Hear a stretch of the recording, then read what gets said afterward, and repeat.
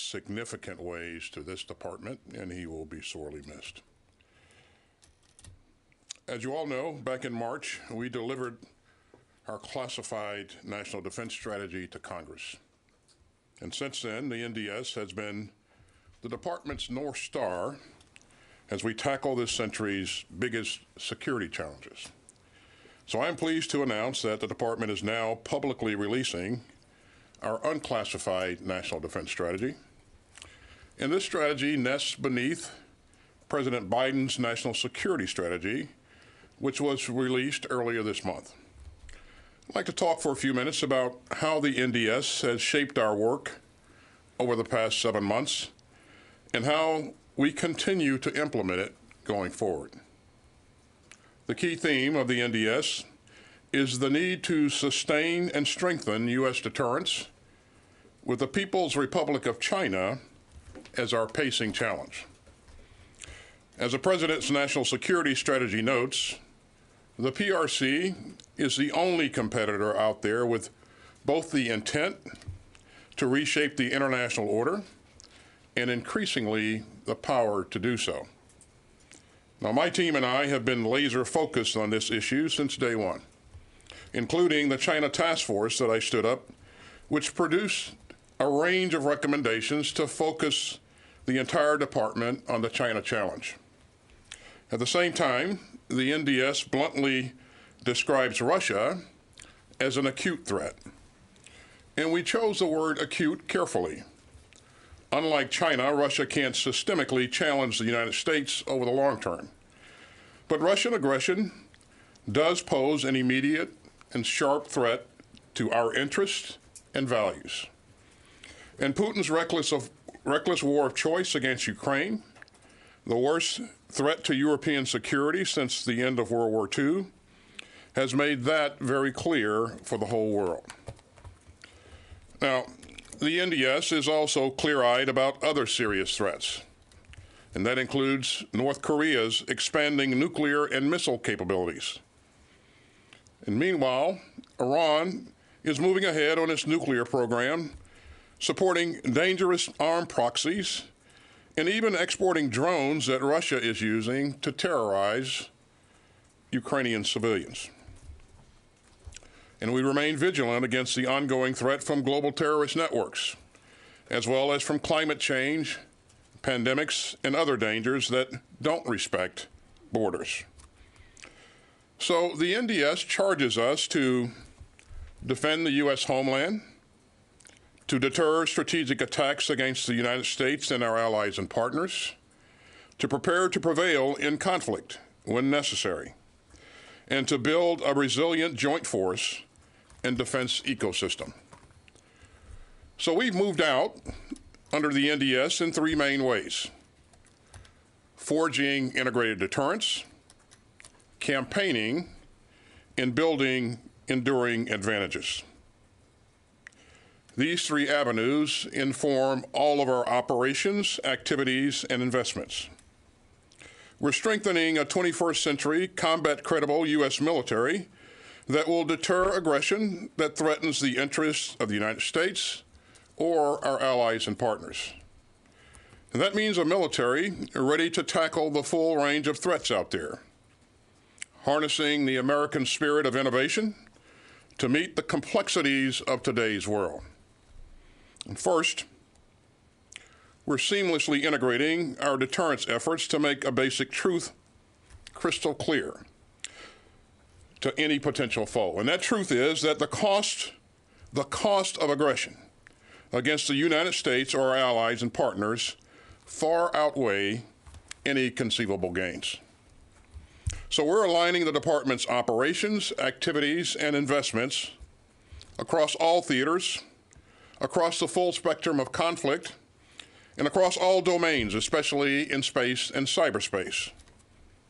In space, we're working to field resilient satellite constellations to dissuade any adversary from testing our will and to ensure that we will prevail if they try. In the cyber realm, we're boosting our resilience and enhancing our capabilities to conduct military operations. And meanwhile, our nuclear capabilities remain the ultimate backstop for our strategic deterrence. And that's why we're fully committed to modernizing all three legs of our nuclear triad. Now, let me note here that this is the first time in the department's history that we conducted all of our major strategic reviews together. And that means the NDS, the Nuclear Posture Review, and the Missile Defense Review. The Nuclear Posture Review reaffirms that as long as nuclear weapons exist, the fundamental role of U.S. nuclear weapons is to deter nuclear attack on the United States, our allies, and our partners. Meanwhile, the Missile Defense Review underscores that missile defense contributes to integrated deterrence by undermining a potential foe's confidence in its ability to mount a successful attack. And so by weaving these documents together, we help ensure that the entire department is moving forward together and matching our resources to our goals. Now, the strength and combat credibility of the joint force remains central to integrated deterrence. And that's why our fiscal year 23 budget request included more than $56 billion for air power platforms and systems, and more than $40 billion to maintain our dominance at sea, and almost $13 billion to support and modernize our forces on land, and some $34 billion to sustain and modernize our nuclear forces. But integrated deterrence isn't just about the steps that we take on our own. It also means working even more closely with our unparalleled network of allies and partners to deter aggression in region after region.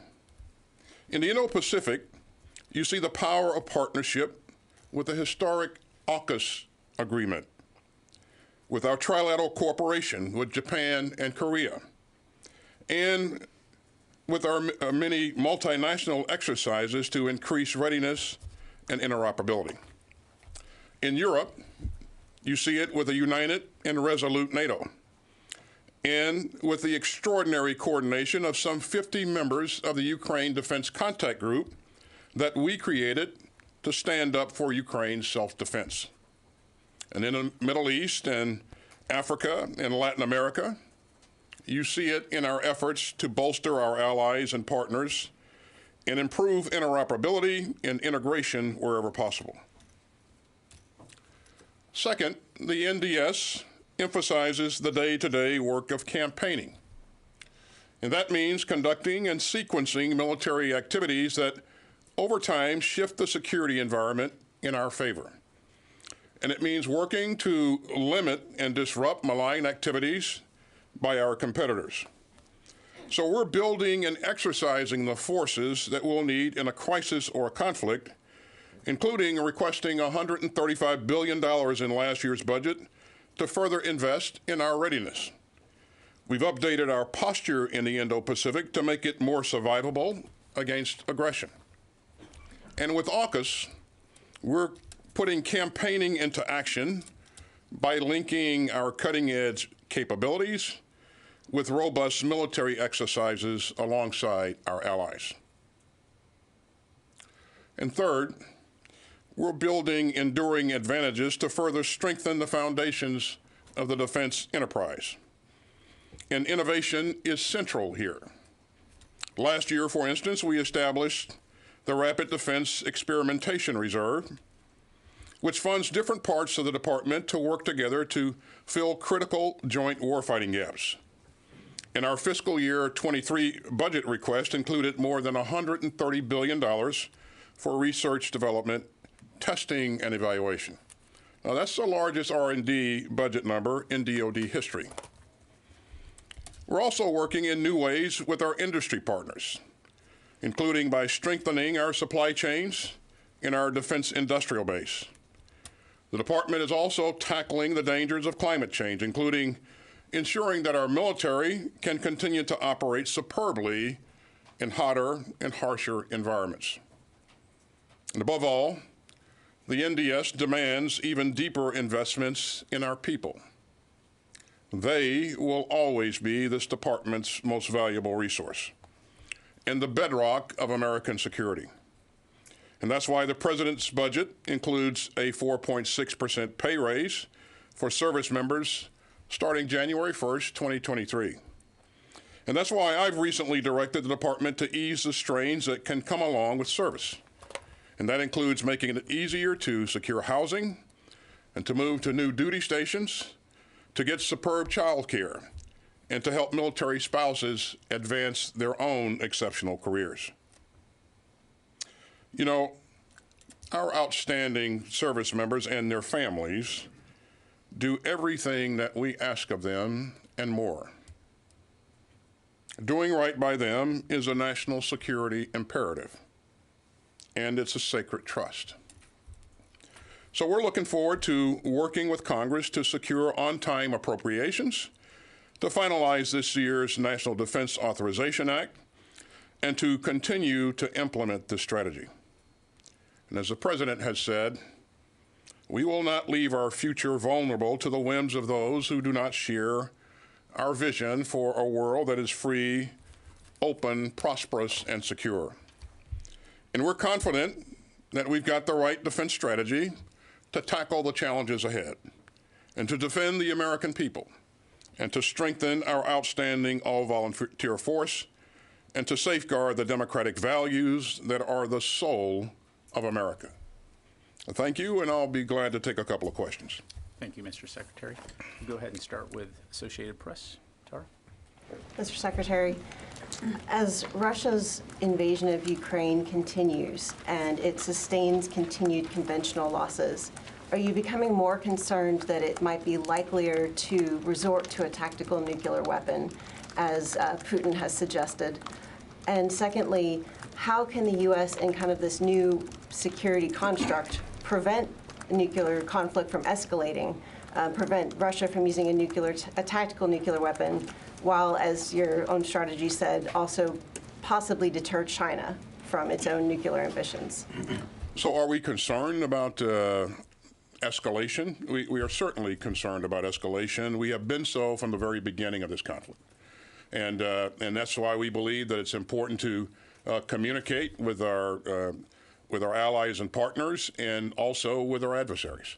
And as long as we have the channels of communication open and we're able to communicate, what's important to us, then I think we have an opportunity to manage escalation. So that concern's been there from the very beginning, and will remain cited on this going forward. But does the introduction of potentially using a tactical nuke enter a new era of nuclear deterrence? Well, I mean, it would be the first time that a nuclear weapon has been used in over 70 years, so that certainly has the potential of changing things in the international community. So this is the thing that I think if this happened, we have been very clear from the very beginning that you would see a very significant response from the international community. So this is important to the world, and again, we remain focused on making sure that we're going to do everything that we can help Ukraine to defend its sovereign territory, and we're going to continue to communicate that any type of use of a weapon of that sort, or even the talk of the use of a weapon of that sort, is dangerous and irresponsible. So, okay. Let's go ahead and go to Jen Griffin. Secretary Austin, Vladimir Putin again said today that Ukraine is planning to use a dirty bomb. Is Putin bluffing? And how does scrapping one of the few tactical nukes that was in development here in the Pentagon deter Putin right now? We have not seen anything to indicate that Putin has made a decision to use a dirty bomb, nor have we seen any indications that the Ukrainians are planning such a thing. The Ukrainians have, in fact, their leadership have indicated to us that that's not in their plans. So, again, we've seen no indications of that. It's important to make sure that we're talking to adversaries and allies alike and making sure that we're tamping down dangerous talk and making sure that we maintain lines of communication. So, open. Scrapping the tactical nuke, the sea-based launch missile. Why do that now? Isn't that sending a dangerous message when you're trying to deter Putin and China? Jen, as you know, we have our inventory of nuclear weapons is significant. And so we determined as we looked at our inventory that we did not need that capability. We have a lot of capability in our nuclear inventory. And I don't think this sends any message to Putin. He understands what our capability is. And so, we'll continue to move forward. Let's go ahead and go to Tom Bowman, NPR. Mr. Secretary, you've said repeatedly, and others in the administration have, and also in NATO, that it's up to Ukraine to determine how the war ends. It's their country. Now, President Zelensky and other Ukrainian officials have said they aim to push all the Russians out of Ukraine, not only in the east and the south, but Crimea as well. Now, you talk to Ukrainian officials repeatedly. You're an expert on ground warfare as a retired four-star. Is it realistic to think that Ukraine can push all Russian soldiers out of the entire country, including Crimea? Well, Tom, that's when you think about where Ukraine is today. There are not many people in the world who thought that they would be in this place because if you look at the capability that Russia has, arrayed against initially what the Ukrainians had, most people thought it was not possible to be where we are today. So, in terms of speculating on what the Ukrainians are capable of, I think I wouldn't want to speculate on that. I think they have exceeded most people's expectations. And they've done that because we in the international community have really worked hard and been moved very quickly to provide them with the capability that they need to defend their sovereign territory, and they have employed it very, very well. In terms of their objectives, Tom, Ukrainians must outline their objectives. We won't do that for them. And again, they are fighting for the defense, fighting to defend their sovereign territory, and we're going to continue to support them for as long as it takes. Yeah, but again, we keep asking you this. The long-range missile systems, the ATACMS, they still want those. You're unwilling to give them those. Will that change now that Russia is basically taking out their entire grid system?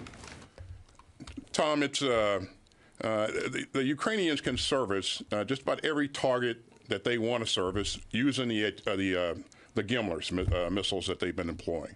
And so they have what they need to be successful. They're putting it to good use. And so we're going to continue to do those things that are working for us on the battlefield, working for the Ukrainians on the battlefield. Right now, what they need more than anything else, Tom, as you know, is air defense capability.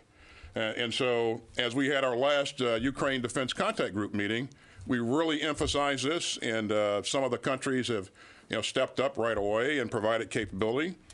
We have been pressing hard to get them a NASAMS capability, and we expect that in the early next month, we'll be able to get the capability and train troops married up there in Ukraine. No announcements to make here today, but we're pressing hard to get that capability in. We saw Spain step forward and provide Hawk anti-aircraft capability, or air defense capability, excuse me. And that was commendable. We now have to get the troops trained on the Hawk system, and we're working on that. And we continue to press to make sure that where possible, countries provide as much capability in terms of air defense as quickly as they can to support Ukraine. Okay, we go to Megan, Military Times. What changes does this NDS call for in terms of force structure, either manpower levels overall or where they're postured around the world, where troops need to be around the world, whether that's increasing or stabilizing this 100,000 number in Europe, something like that? And what are your concerns about the recruiting environment and being able to meet those needs going forward? I'm confident that we'll have the force, Megan, to execute our strategy. And in terms of our force posture, we went through a force posture review very early on. There are incremental adjustments from time to time to that force posture laydown that we provided. And again, we have the ability to rapidly deploy capability to Europe, and you saw that exercised at the very beginning of this conflict as we deployed forces from heavy forces, armored forces from the United States to Europe.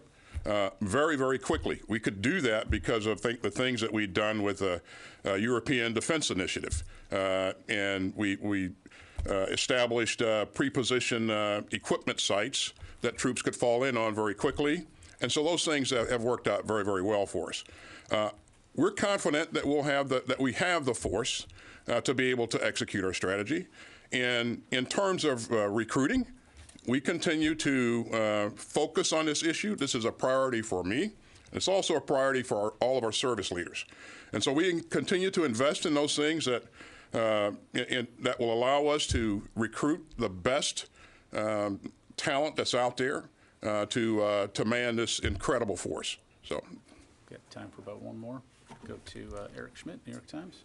Mr. Secretary, you said that if Vladimir Putin used a tactical weapon, nuclear weapon, there would be a very significant response from the international community.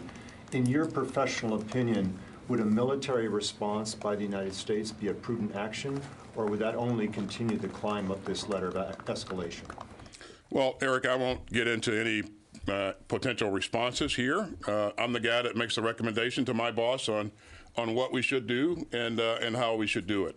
And so I'll make sure that that he has credible responses that are actually effective in terms of what we want to do, and as we always have. And so I'll just leave it at that.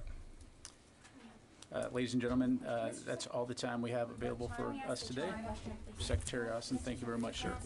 Thank you. Well, one just on the Russia strategic nuclear exercise. Is there any concern that that could be a cover for a strike, a nuclear strike inside Ukraine? Are you confident that that's not what this is? It's something we continue to watch, and we haven't seen anything that cause us to believe at this point that that is some kind of cover activity. Thank you. Thanks, all very everybody. much.